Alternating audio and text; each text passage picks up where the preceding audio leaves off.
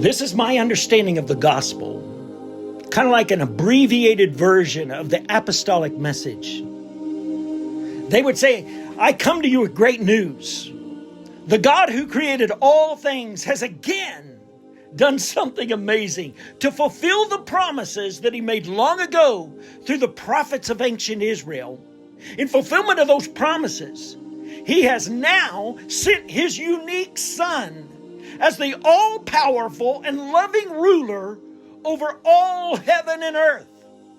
And because of this, God now requires all who breathe to honor and submit to his Son as their absolute and legitimate king. Now, about this king, he previously lived on this earth as one of us, as the man Jesus of Nazareth. And while he was here, God proved his Son's credentials through his miraculous healings, through signs, through wonders, and deliverance to the victims of demonic power. And all of this had numerous credible eyewitnesses. But Jesus was deeply resented by those whose power was threatened by his claims. And they eventually arrested him and they executed him on a Roman cross, though he had committed no wrong. But even his death was part of God's plan for saving us from the bondage of Satan and from the power of our own sins. His death provides for the criminal record of every former rebel to be expunged. And it removes every barrier that blocked our access to the Father on good terms. Now, after his crucifixion and burial, God vindicated Jesus by raising his Son from the dead 3 days later. And many people encountered him, they interacted with him after his resurrection, and they have reliably testified to this.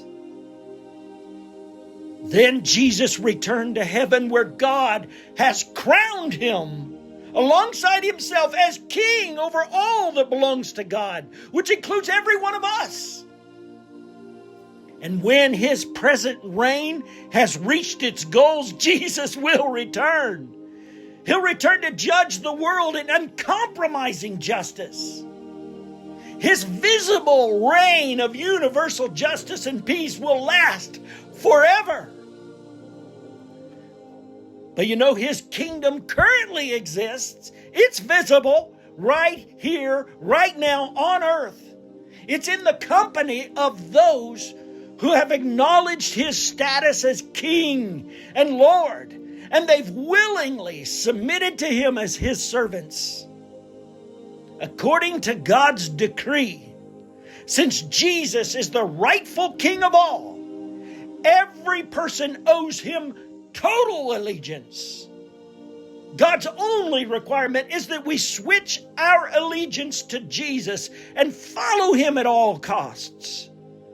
And upon doing this, God grants us full amnesty and pardons us from our earlier rebellion against him. But we must understand his terms. We are returning to him from our old rebellious lives to live as his followers, trusting in him for all things and remaining loyal to him as our ruler for the remainder of our lives, no matter how hostile this doomed world order becomes.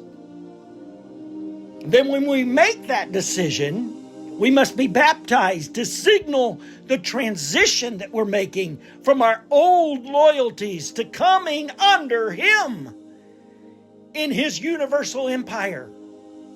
And then he will fill us with his own Spirit, by which he will always dwell inside of us, and he will enable us to live the new life in a manner that's altogether pleasing to him. Resistance to this good news is futile, since he will ultimately return to judge and reign personally among us.